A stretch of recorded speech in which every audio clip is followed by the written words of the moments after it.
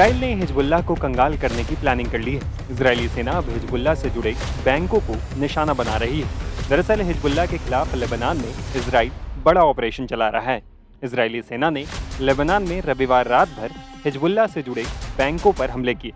Israeli defence force यानी IDF ने इसकी पुष्टि की है।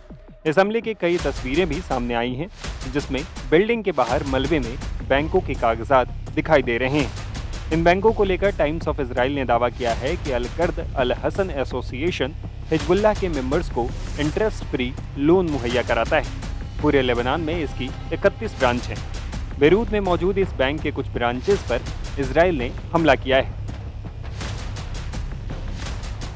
बैंकों को निशाना बनाने को लेकर इजरायली डिफेंस फोर्स ने कहा है कि हिजबुल्लाह को जंग के लिए पैसे मुहैया कराने से रोकने के लिए हम बैंकों की शाखाओं को निशाना बना रहे हैं।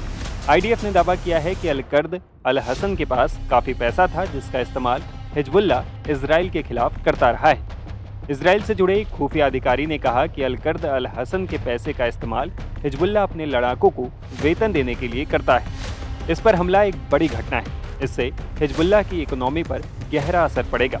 उन्होंने कहा कि इस बैंक के पास हिजबुल्लाह का पैसा तो है, लेकिन सारा पैसा ये नहीं संभालता है।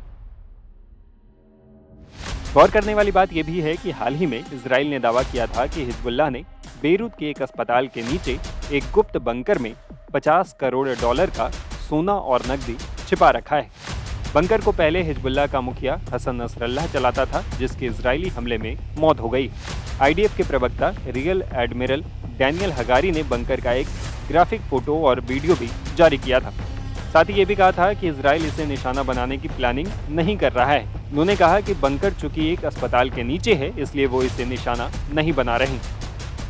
इधर दावा किया जा रहा है कि लेबनान में जारी इजरायली ऑपरेशन के बीच हिजबुल्लाह का deputy secretary general Naim Qassem Iran भाग गया है। टाइम्स ऑफ इजराइल की एक रिपोर्ट के मुताबिक कासिम 5 अक्टूबर को ईरान के विदेश मंत्री अब्बास अरघची के प्लेन से ईरान चला गया।